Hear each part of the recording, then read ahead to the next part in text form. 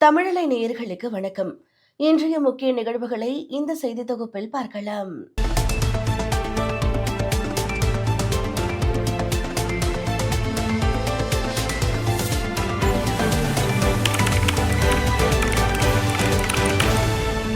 விஜய் பிரச்சாரத்திற்கு உரிய பாதுகாப்பு வழங்குமாறு தமிழக தலைமை தேர்தல் அதிகாரியிடம் தாவேகா நிர்வாகிகள் மனு அளித்துள்ளனர். கொளத்தூர் பகுதியில் விஜய் பிரச்சாரம் மேற்கொண்ட போது விதிகளை மீறியதாக அவர் மீது வழக்கு பதிவு செய்யப்பட்டுள்ளது. இந்த நிலையில் விஜய் பிரச்சாரத்திற்கு போதிய பாதுகாப்பு வழங்க வேண்டும் என்று தலைமை தேர்தல் அதிகாரி அர்ச்சனா பட்நாயக்கிடம் தாவேகா நிர்வாகிகள் மனு கொடுத்தனர். புசி ஆனந்த், ஆதவ் அர்ஜுனா உள்ளிட்டோர் இந்த மனுவினை அளித்தனர். பாஜகவுக்கு ஒதுக்கப்பட்ட தொகுதிகளுக்கான வேட்பாளர்கள் விரைவில் அறிவிக்கப்படுவார்கள் என்று பியூஷ் கோயல் தெரிவித்திருக்கிறார். அதிமுக கூட்டணியில் பாஜகவுக்கு 27 தொகுதிகள் ஒதுக்கப்பட்டுள்ளன. இவற்றுக்கான வேட்பாளர்களை தேர்வு செய்வதில் அக்கட்சி மும்முரம் காட்டி வருகிறது. பாஜக மேலிட பொறுப்பாளர் பியூஷ் கோயல் சென்னையில் முகாமிட்டு வேட்பாளர்களை தேர்வு செய்வது தொடர்பாக ஆலோசனை நடத்தினார். உத்தேச பட்டியல் தயாரிக்கப்பட்டு மேலிட அனுமதிக்காக அனுப்பி வைக்கப்பட்டுள்ளது. விரைவில் வேட்பாளர்கள் பட்டியல் வெளியிடப்படும் என்று பியூஷ் கோயல் தெரிவித்தார். தமிழக காங்கிரஸ் வேட்பாளர் தேர்வில் 5 கோடி வரை விலை பேசப்பட்டு இருப்பதாக வெளியான தகவலை அடுத்து பட்டியலை ராகுல் கிழித்தெறிந்ததாக தகவல் வெளியாகி இருக்கிறது.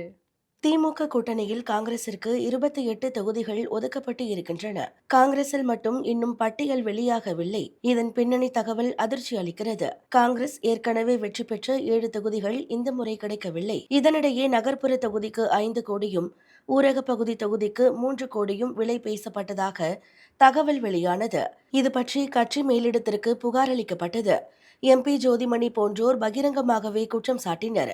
இந்த நிலையில் பணம் பெற்றுக்கொண்டு சீட் வழங்கியதாக கூறப்படும் வேட்பாளர்கள் பட்டியலை ராகுல் காந்தி கிழித்து எறிந்துவிட்டதாகவும் புதிய பட்டியலை அனுப்புமாறு உத்தரவிட்டு இருப்பதாகவும் கூறப்படுகிறது. 2026 சட்டமன்ற தேர்தலுக்கான தேர்தல் அறிக்கையை பாமக தலைவர் அன்புமணி ராமதாஸ் வெளியிட்டுள்ளார்.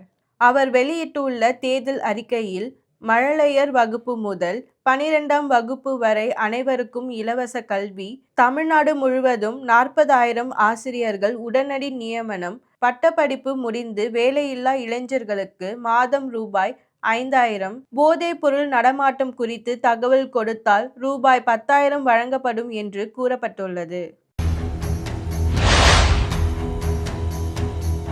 சென்னையில் ஆபரண தங்கத்தின் விலை சவரனுக்கு ரூபாய் 3,040 உயர்ந்துள்ளது.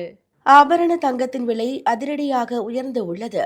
அதன்படி கிராமிற்கு 380 ரூபாய் உயர்ந்து 1 கிராம் 14,050 ரூபாய்க்கும், சவரனுக்கு 3,040 ரூபாய் அதிகரித்து ஒரு சவரன் 1,12,400 ரூபாய்க்கும் விற்பனை செய்யப்படுகிறது.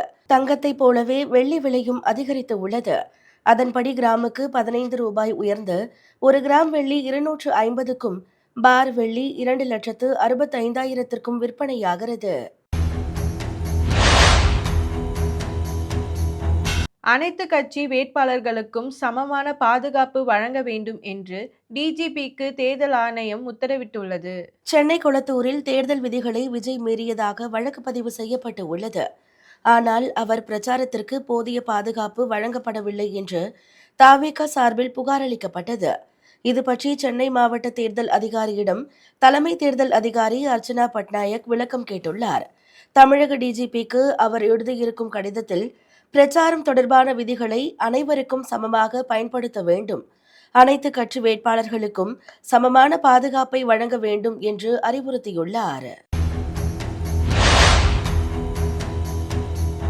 வணிக பயன்பாட்டுக்கான சமையல் எரிவாயு சிலிண்டர் விலையை எண்ணெய் நிறுவனங்கள் உயர்த்தியுள்ளன. ஈரான் போர் காரணமாக இந்தியாவுக்கு திரவ எரிவாயு கொண்டு வருவதில் சிக்கல் நீடிக்கிறது. இதனால் நாடு முழுவதும் வணிக சிலிண்டருக்கு தட்டுப்பாடு நிலவுகிறது. இந்த நிலையில் வணிக சிலிண்டர் விலை 203 ரூபாய் உயர்த்தப்பட்டு இருக்கிறது. சென்னையில் 2,043 ரூபாய்க்கு விற்பனையான 19 கிலோ சிலிண்டர் 2,246 ரூபாயாக அதிகரித்துள்ளது. கொல்கத்தாவில் 218 ரூபாயாகவும் டெல்லியில் 195 ரூபாயாகவும் உயர்ந்துள்ளது. கேரளாவில் பெண்களுக்கு மாதம் 2500 ரூபாய் கூப்பன் வழங்கப்படும் என்று பாஜக வாக்குறுதி அளித்துள்ளது.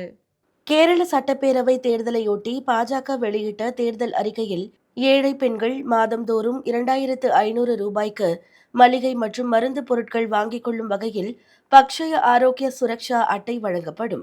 கூடுதலாக ஏழை குடும்பங்களின் பெண் தலைவிகள், கணவரை இழந்தவர்கள் மற்றும் 70 வயதுக்கு மேற்பட்ட மூத்த குடிமக்களுக்கு மாதம் 3000 ஓய்வூதியம் வழங்கப்படும். ஆண்டுதோறும் ஓணம் மற்றும் கிறிஸ்துமஸ் பண்டிகையின் போது 2 இலவச எல்ஜிபி சிலிண்டர் வழங்கப்படும் என்று பாஜக வாக்குறுதி அளித்துள்ளது.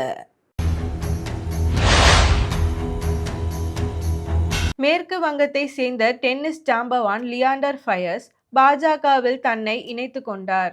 இந்திய டென்னிஸ் நட்சத்திரமான லியாண்டர் பயஸ் திரிணாமுல் காங்கிரஸில் இருந்தார்.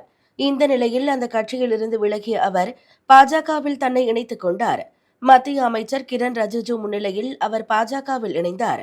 மேற்கு வங்க மாநிலத்தை சேர்ந்த பயஸ் சட்டமன்ற தேர்தல் நடைபெற இருக்கும் நிலையில் பாஜகவில் இணைந்து இருப்பது அக்கட்சிக்கு மேலும் வலு சேர்த்து உள்ளது.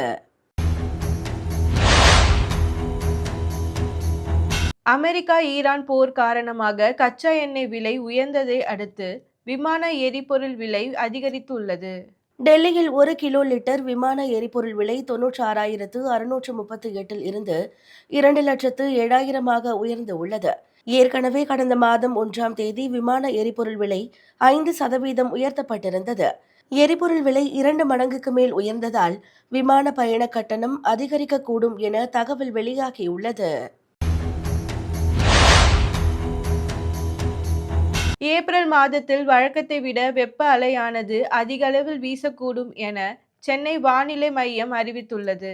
வடக்கு மற்றும் கடலோர தமிழகத்தில் சில பகுதிகளிலும் உள் தமிழகத்தில் சில பகுதிகளிலும் இயல்பை விட அதிக வெப்பநிலையுடன் கூடிய வெப்ப அலை அதிக நாட்கள் நீடிக்கும் வாய்ப்புள்ளதாக தெரிவித்துள்ளது. நாடு முழுவதும் மத்திய அரசின் உத்தரவுப்படி இன்று முதல் E20 பெட்ரோல் எனப்படும் 20% எத்தனால் கலப்பு பெட்ரோல் விற்பனை கட்டாயமாக்கப்பட்டுள்ளது. கச்சா எண்ணெய் இறக்குமதி, சுற்றுச்சூழல் மாசுபாட்டை குறைக்கவும் விவசாயிகளின் வருமானத்தை அதிகரிக்கும் நோக்கில் இந்த முடிவு எடுக்கப்பட்டுள்ளது. இதன் காரணமாக வர்த்தக வாகனங்களின் விலை உயர்வானது அதிகரிக்கும் என்று தெரிவிக்கப்பட்டுள்ளது. குஜராத் அணிக்கு எதிரான IPL போட்டியில் பஞ்சாப் அணி வெற்றி பெற்றது. சண்டிகரில் நடைபெற்ற இந்த ஆட்டத்தில் முதலில் களமிறங்கிய குஜராத் அணி 20 ஓவர்கள் முடிவில் 6 விக்கெட்கள் இழப்புக்கு 162 ரன்கள் எடுத்தது. பின்னர் களமிறங்கிய பஞ்சாப் அணி 19.1 ஓவரில் 165 ரன்கள் எடுத்து 3 விக்கெட்கள் வித்தியாசத்தில் வெற்றி பெற்றது. பஞ்சாப் அணியில் அதிகபட்சமாக கூப்பர் 72 ரன்களும் பெப்சிம்ரன் சிங் 37 ரன்களும் எடுத்தனர். நாகார்ஜுனாவின் 100வது படத்திற்கு தற்காலிகமாக கிங் 100 என பெயரிடப்பட்டுள்ளது. இந்த படத்தில் நாகார்ஜுனா 25 வயது முதல் 60 வயது வரையிலான தோற்றங்களில் திரையில் தோன்ற உள்ளதாகவும் இதற்காக டி-ஏஜிங் தொழில்நுட்பம் பயன்படுத்தப்பட உள்ளதாகவும் தகவல் வெளியாகி உள்ளது. இதனால் ரசிகர்கள் இடையே இப்படத்திற்கு மிகுந்த எதிர்பார்ப்பு எழுந்துள்ளது. மேலும் செய்திகளுக்கு தொடர்ந்து இணைந்திருங்கள் தமிழலை செய்திகளோடு. நன்றி, வணக்கம்.